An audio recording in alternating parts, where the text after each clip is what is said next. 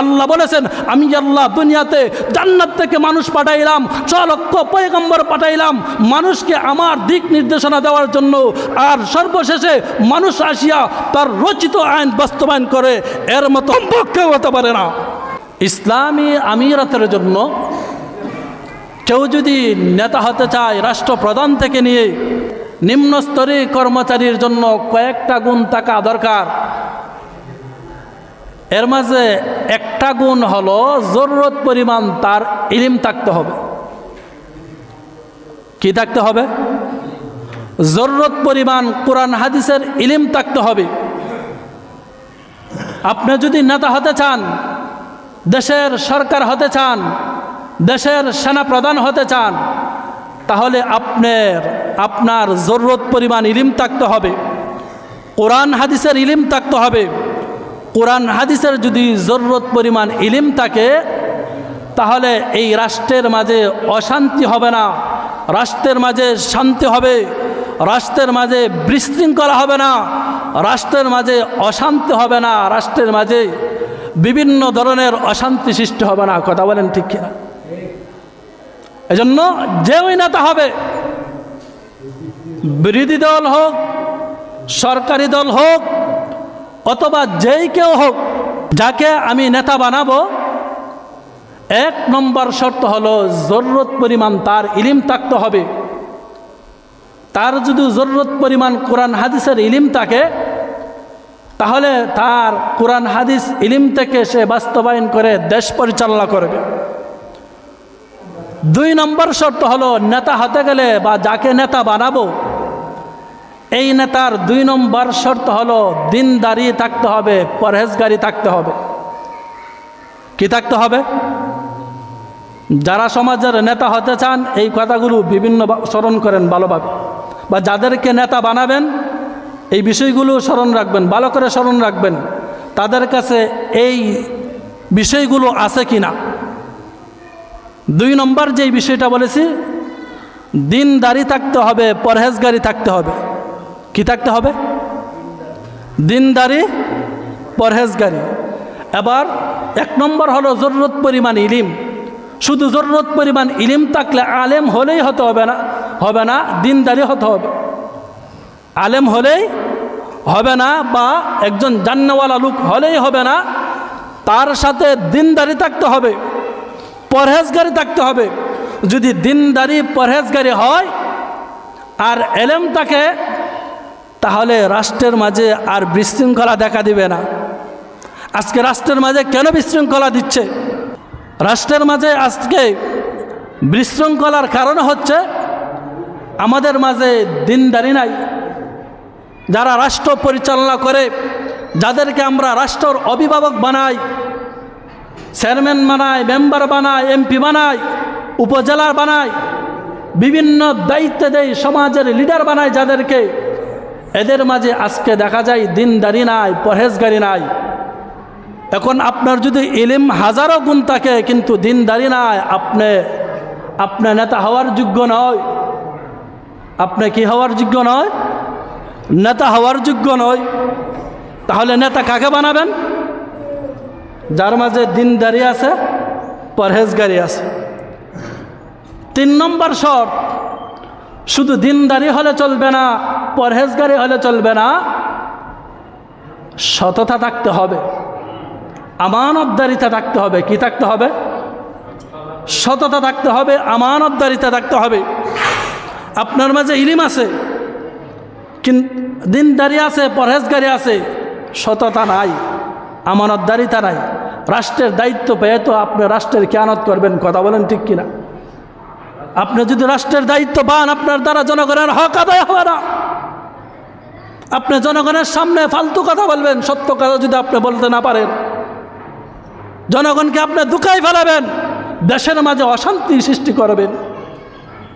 এজন্য 3 নম্বর শর্ত হলো আমিরাতের জন্য 3 নম্বর শর্ত হলো আমানতদারিতা আপনার থাকতে হবে, সততা থাকতে হবে। ইলিম আছে, জরুরত পরিমাণ ইলিম আছে, আবার সুফিগিরও আছে, পিসাবও আছেন, সততা আছে, আবার আমানতদারিতা আছে। 4 নম্বর আরেকটা শর্ত হলো রাষ্ট্র চালানোর ক্ষেত্রে আপনার জনসেবা, যেটাকে বলে জনসেবা, এই মনোবল আপনার থাকতে হবে। সমাজসেবক যেটাকে বলা হয়, সমাজসেবক, এই সমাজসেবক যদি আপনার মনোভাব না থাকে, তাহলে তো রাষ্ট্রের সম্পদ আপনার কাছে গেলে আপনি জনসেবা করতে পারবেন না। না করতে পারবেন? রাষ্ট্রের সম্পদ যখন আপনার কাছে যাবে, আপনি দায়িত্ব পালন করবেন। আপনি আগে যদি না করেন, এজন্য যারা আগে করছে কি না করছে, জনসেবায় আগে নিয়োজিত ছিল কি না, এটা দেখতে হবে। যাদেরকে আপনি নেতা বানাবেন, সে আগে সমাজসেবক কাজ করছে কি না, তার এই ধরনের রেকর্ড আছে কি না। যদি তাকে বানাবেন, যদি না তাকে, তাহলে তাকে রাষ্ট্রের জন্য অথবা সর্দার সমাজসেবক তাকে নিয়োজিত করা যাবে না। আজকে দেখেন আমাদের সমাজে, আমাদের দেশের কি অবস্থা। দেশের মাঝে অশান্তি কেন, সারা বিশ্বের মাঝে অশান্তি কেন? ইসলামী আমিরাত নাই। 5 নম্বর যেই বিষয়টা হলো, 4টা পাইলাম, 4টা পাওয়ার পরও রাষ্ট্র পরিচালনা করার আপনার যোগ্যতা থাকতে হবে। কি থাকতে হবে? যোগ্যতা। আপনার এই সমাজের নেতা হবেন, সমাজ পরিচালনা করার আপনার যোগ্যতা থাকতে হবে। আপনার যদি যোগ্যতা না থাকে, তাহলে আপনাকে লিডার বানানো যাবে না। 2 নম্বর, শুধু যোগ্যতা থাকলে হবে না, যোগ্যতার সাথে আপনার দক্ষতা থাকতে হবে। যোগ্যতা এক জিনিস, দক্ষতা এক জিনিস। যোগ্যতা আপনি কিতাব পড়ে যোগ্যতা হাসিল করেছেন, দক্ষতা হলো বাস্তব ট্রেনিং। একটা বিচার সামনে আসছে, কিভাবে বিচারটা আপনি সুন্দরভাবে পরিচালনা করবেন, এটা দক্ষতা দরকার। একটা সমাজে অশান্তি হয়েছে, কিভাবে সমাজটা শান্তিতে পরিচালনা করবেন, এটার দক্ষতা আপনার দরকার, শুধু যোগ্যতা হলে চলবে না। আজকে দেখা যায় শত শত আলেম উলামা আছে, লক্ষ লক্ষ আলেম উলামা আছে, কিন্তু দেখা যায় এক এক আলেমের এক এক ধরনের যোগ্যতা। কেউ দেখা যায় মাইকের সামনে 2 কথা বলতে পারে না, অথচ বাহরুল ইলম, ইলিমের সমুদ্র তারা। আবার দেখা যায় কেউ দেখা যায় কিচ্ছু পড়ে না, সাধারণ পড়ালেখা করছে, মাইক 2টা দিলে দেখা যায় ওয়াজ করে ফাটাইলা। আছে না? এই ধরনের লোক আছে না? যোগ্যতা নাই। তাহলে রাষ্ট্র যে পরিচালনা করবে তার কি থাকতে হবে? যোগ্যতা থাকতে হবে, পাশাপাশি যোগ্যতার সাথে দক্ষতা থাকতে হবে। যে সমাজ পরিচালনা করবে সে যোগ্যতা থাকতে হবে সমাজ পরিচালনা করার, পাশাপাশি তার দক্ষতা থাকতে হবে। 6 নম্বর যেই বিষয়টা হলো, যোগ্যতা দক্ষতা থাকার সাথে সাথে আলেমদের সাথে সম্পর্ক রাখতে হবে, মুফতিদের সাথে সম্পর্ক রাখতে হবে।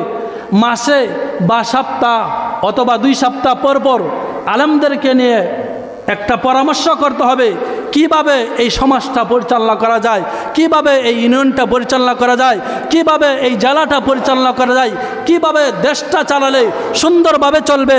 এটার সাজেশন কে দিবে? আলেম উলামা দিবে। এটা সাজেশন কে দিবে? আলেম উলামা দিবেন, মুফতিয়ানে কেরাম দিবেন, কারণ তাদের কাছে কোরআন আছে। তাদের কাছে কি আছে? কোরআন আছে। তাদের কাছে রসুলের হাদিস আছে। কোরআন আছে, রসুলের হাদিস আছে। রসুলের হাদিস যদি থাকে, কোরআন যদি থাকে যার কাছে, তাদের দ্বারা আপনি পরামর্শ নেবেন। পরামর্শ যখন নেবেন তখন দেখবেন যে দেশের মাঝে কি আসবে? শান্তি আসবে। কি আসবে? শান্তি আসবে।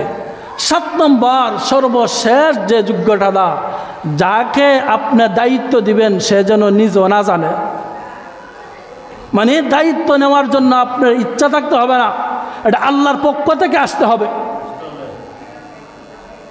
আল্লাহর পক্ষ থেকে সমাজ আপনাকে নির্ধারিত করেছেন, আপনি এই বছর চেয়ারম্যানের যান। আপনার ইচ্ছা নাই, কিন্তু আপনার চলাফেরা, কথাবার্তা, আচরণ দ্বারা সমাজ আপনাকে যাচাই বাছাই করেছেন, তাহলে আপনি যান, আপনার দ্বারা রহমত আসবে। আপনাকে একজন মেম্বারে নির্বাচিত করেছেন, যেন আপনি মেম্বারে যান, গেলে আমাদের সমাজ উন্নতি হবে। আপনার কিন্তু ইচ্ছা নাই, তাহলে আপনি যেতে পারেন, গেলে আপনার জন্য বা এলাকার জন্য কি আসবে? রহমত আসবে। আর যদি চিটিংবাজি করি তাহলে রহমতের নামে গজব আসবে। কি আসবে? গজব। আজকে সারা বিশ্বের মাঝে গজব কেনা আছে? যে সারা বিশ্বের মাঝে গজব আসার একমাত্র কারণ হলো দেশ পরিচালনা করতে গিয়ে যারা আমিরাত হবে এই 7টা গুণ আজকে দেখা যায় আমাদের মাঝে নাই। যাদের আছে তাদের সংখ্যা খুবই কম। কথা বলেন ঠিক কিনা? যাদের আছে সংখ্যা খুবই কম।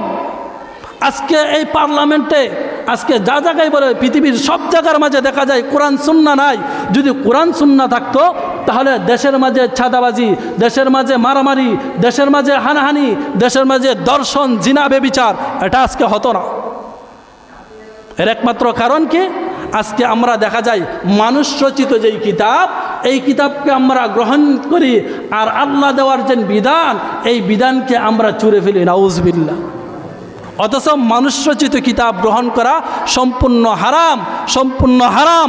আর আল্লাহ দেওয়ার যে বিধান, এই বিধান গ্রহণ করা সম্পূর্ণ ফরজে আইন গ্রহণ করতেই হবে। আমরা কি করি? আমরা নিজেকে আরো ডিজিটাল ভাবি। কি ভাবি? ডিজিটাল। কোরআন হাদিস বাদ দিয়ে, ইসলাম বাদ দিয়ে, ইসলামী বিধান বাদ দিয়ে এখন দেখা যায় নিজেরা ডিজিটাল ভাবে। কি ভাবি? ডিজিটাল, মানে মডেল যুগ। কোরআন হাদিসের দ্বার দাঁড়িয়ে নাই। নেতাও বানাইব মডেল নেতা। কি নেতা বানাইব? মডেল নেতা। যেই নেতার যোগ্যতা বলতে কিছু নাই, শুধু বেজাল লাগা। কি লাগা? বেজাল লাগা আছে না? সমাজের মাঝে নেতা বানাইছি বলার জন্য এখন দেখা যায় এই নেতা দলগিরি করে। অথচ নেতা যে হবে সে উভয় পক্ষের জন্য সমান। কথা বলেন? সে উভয় পক্ষের জন্য সমান।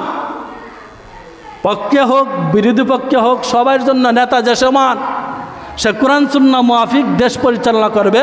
দেশ যখন পরিচালনা করবে তখন দেখা যাইবে যে দেশের মাঝে, মহল্লার মাঝে, সমাজের মাঝে শান্তি আসবে। আর সমাজের মাঝে যখন শান্তি আসবে তখন মানুষ সমাজে শান্তিতে বসবাস করবে। আজকে দেখা যায় মানুষ সমাজে শান্তি বসবাস করে না। এর একমাত্র কারণ হলো মানুষ কোরআন ছাড়া, হাদিস ছাড়া, ইসলাম ছাড়া মানুষ নিজের রচিত আইন বাস্তবায়ন করে। নিজের রচিত আইন বাস্তবায়ন করার জন্য মানুষ অনেক চেষ্টা করে। আর যেটা আল্লাহ তাআলা মানুষকে চিরস্থায়ী হারাম করে দিয়েছে, আল্লাহ বলেছেন আমি আল্লাহ দুনিয়াতে জান্নাত থেকে মানুষ পাঠাইলাম, 6 লক্ষ পয়গম্বর পাঠাইলাম মানুষকে আমার দিক নির্দেশনা দেওয়ার জন্য। আর সর্বশেষে মানুষ আসিয়া তার রচিত আইন বাস্তবায়ন করে। এর মতো কেউ হতে পারে না।